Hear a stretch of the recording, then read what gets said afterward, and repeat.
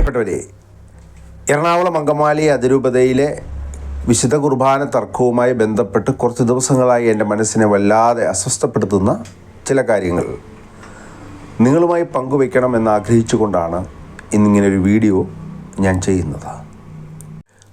കറുകുറ്റി ഫൊറവനയിലെ മൂന്നാം പറമ്പ് ഇടവക ദേവാലയ കൂദാശ കർമ്മം മാർ ജോസഫ് പാംപ്ലാനി മുഖ്യ കാർമ്മികനായും മാർ തോമസ് ചക്കിയത്ത്, മാർ ജോസ് പുത്തംവീട്ടിൽ പിതാവ് ഇവർ സഹകാർമ്മികരായും നിർവഹിച്ചു. എന്നാൽ ഈ മൂന്ന് മെത്രാന്മാർ അവിടെ സന്നിഹിതരായി കൂദാശ കർമ്മം നിർവഹിച്ചുവെങ്കിലും ഏകീകൃത കുർബാന അവിടെ അർപ്പിക്കപ്പെട്ടില്ല. ഇതൊരു ചെറിയ പിഴവല്ല, ഇതൊരു വ്യക്തമായ അവഗണനയാണ്. സിനഡിനോടുള്ള അവഗണന, മാർപ്പാപ്പായുടെ അംഗീകാരത്തോടുള്ള അവഗണന, സഭയുടെ നിയമക്രമത്തോടുള്ള അവഗണന. ഇതാണ് ഇന്ന് മാർ പാംപ്ലാനിയുടെ ഉത്തരവാദിത്വത്തിൽ ഏൽപ്പിക്കപ്പെട്ടിരിക്കുന്ന ഒരു അതിരൂപതയുടെ യഥാർത്ഥ ചിത്രം. നിയമം നടപ്പാക്കാൻ ധൈര്യമില്ല, പക്ഷെ മെത്രാൻ്റെ വേഷവും അധികാര ചിഹ്നങ്ങളും അണിഞ്ഞ് പൊതുചടങ്ങുകൾക്ക് എത്താൻ മടിയുമില്ല. ഇവിടെ തുറന്ന് ചോദിക്കട്ടെ, ഏകീകൃത കുർബാന അർപ്പിക്കാൻ തയ്യാറായില്ല എങ്കിൽ എന്തിനാണ് മെത്രാനായി അവിടെ എത്തിയത്? നിയമം ലംഘിക്കാനുള്ള അധികാരമോ അതോ നിയമം നടപ്പാക്കാനുള്ള ഉത്തരവാദിത്വമോ ഏതാണ് നിങ്ങൾ തിരഞ്ഞെടുത്തത്?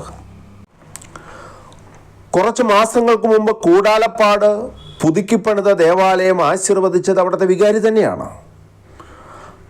അപ്പോൾ ആരും പറഞ്ഞില്ല മെത്രാൻ വേണം, ഇല്ലെങ്കിൽ കൂദാശ അസാധുവാണ് എന്ന്.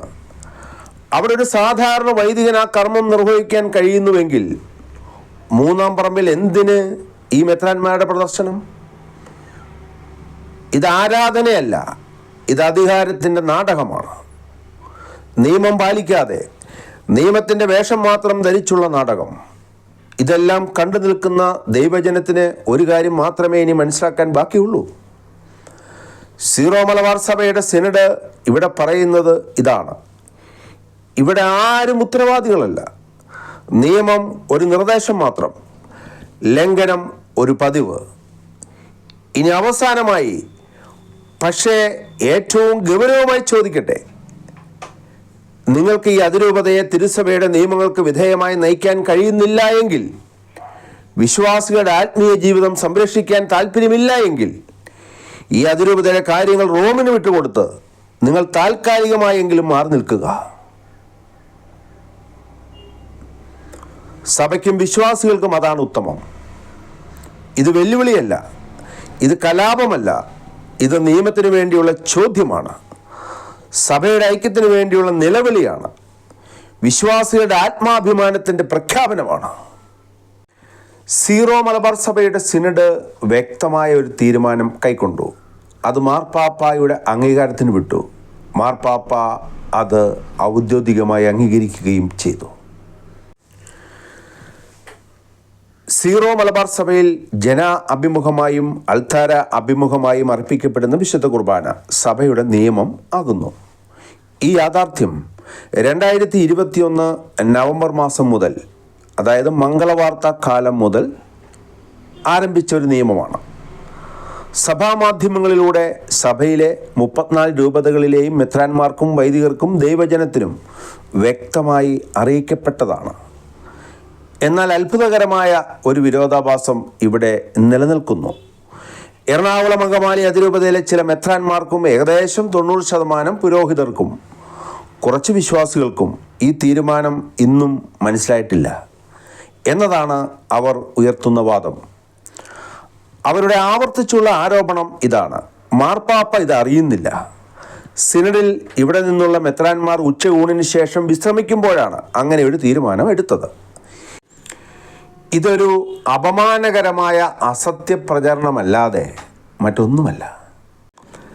സഭയുടെ പരമാധികാര സംവിധാനത്തെ തന്നെ ഇത് ചോദ്യം ചെയ്യുകയാണ്. വിശുദ്ധ കുർബാന ഒരു അവകാശ പ്രകടനമല്ല, അതൊരു രാഷ്ട്രീയ സമരവുമല്ല. അത് സഭയുടെ ഹൃദയമായ ദൈവിക അത്ഭുതമാണ്. എന്നാൽ ഈ അത്ഭുതത്തിൻ്റെ അർത്ഥം പലർക്കും മനസ്സിലാകാതെ പോകുന്നു.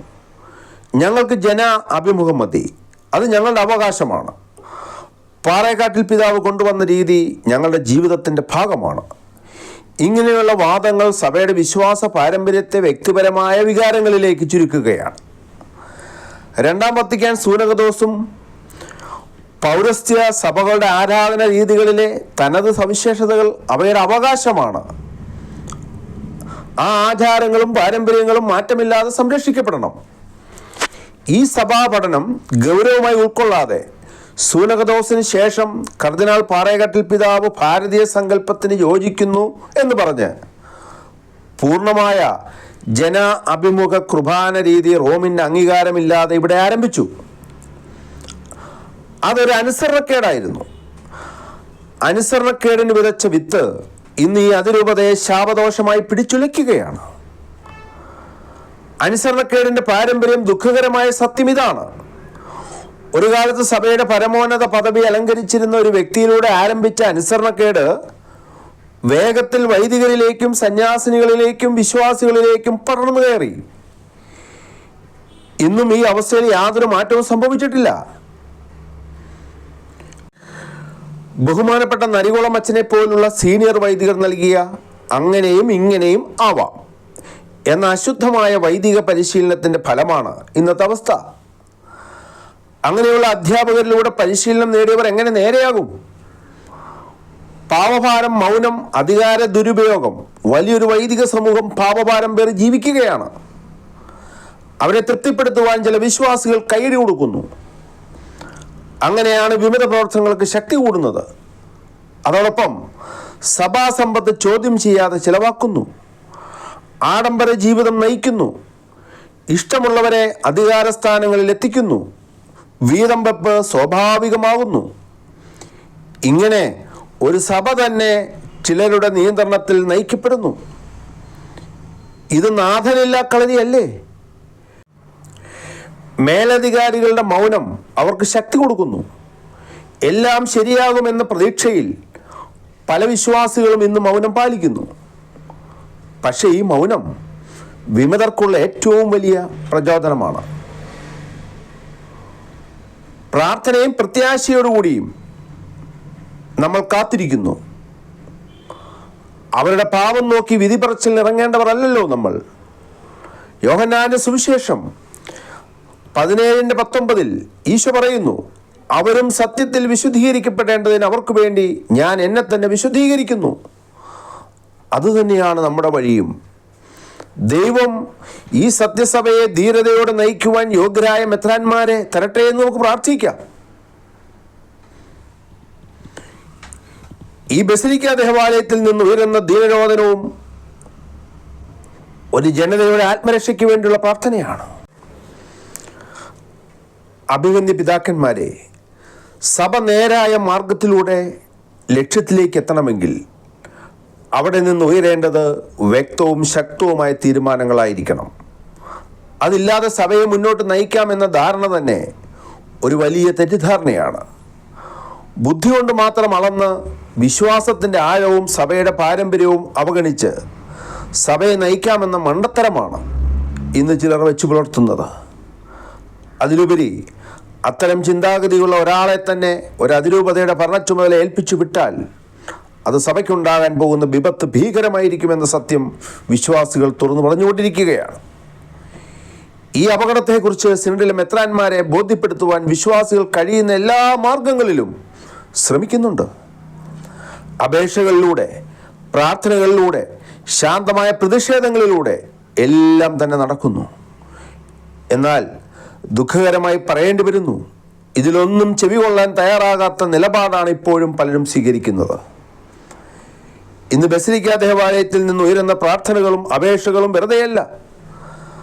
അത് അധികാരത്തിനുള്ള വെല്ലുവിളിയല്ല, അത് സഭയോടുള്ള സ്നേഹത്തിൻ്റെ നിലവിളിയാണ്. അത് അനുസരണക്കേടല്ല, അത് വിശ്വാസത്തിൻ്റെ വേദനയാണ്. കേൾക്കാൻ ചെവിയുള്ളവർ കേൾക്കട്ടെ. 2025 ജനുവരി മാസം 11 എറണാകുളം അങ്കമാലി അതിരൂപതയുടെ മെത്രാപ്പൊലിത്തൻ വികാരിയായി ചാർജ് എടുത്തതിന് ശേഷം വിമതരുമായുള്ള ആദ്യ ചർച്ചയിൽ അദ്ദേഹം പറഞ്ഞ വാക്കുകൾ ഇന്നും ഞങ്ങളുടെ ചെവികളിൽ മുഴങ്ങുകയാണ്. എനിക്ക് നിങ്ങളെ മാത്രം കേട്ടാൽ പോരാ, അപ്പുറത്തുള്ളവരെയും കേൾക്കണം. ആരാണ് ഈ അപ്പുറത്തുള്ളവർ?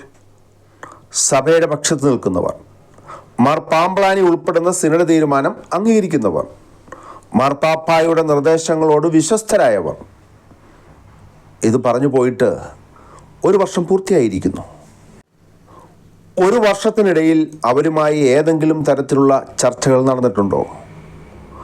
സഭയുടെ നിയമത്തിൻ്റെയും സിനഡ് തീരുമാനത്തിൻ്റെയും പക്ഷത്തുള്ളവരെ നിങ്ങൾ എവിടെയെങ്കിലും കേട്ടിട്ടുണ്ടോ?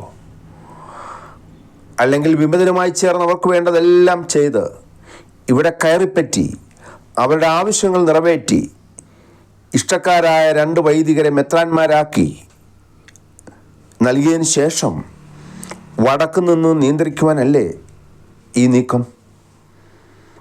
അങ്ങനെയൊരു സംശയം ഉണ്ടാകുന്നത് തെറ്റാണോ? കാരണം താങ്കളുടെ പ്രവർത്തനങ്ങളിൽ ഇതുവരെ കാണാൻ കഴിഞ്ഞത് വിമതർക്കുള്ള ആനുകൂല്യങ്ങൾ മാത്രമാണ്. സഭയുടെ പക്ഷത്ത് നിൽക്കുന്നവർക്കുള്ള ഒരാശ്വാസ വാക്കുപോലും ഇതുവരെ കേൾക്കാൻ കഴിഞ്ഞിട്ടില്ല.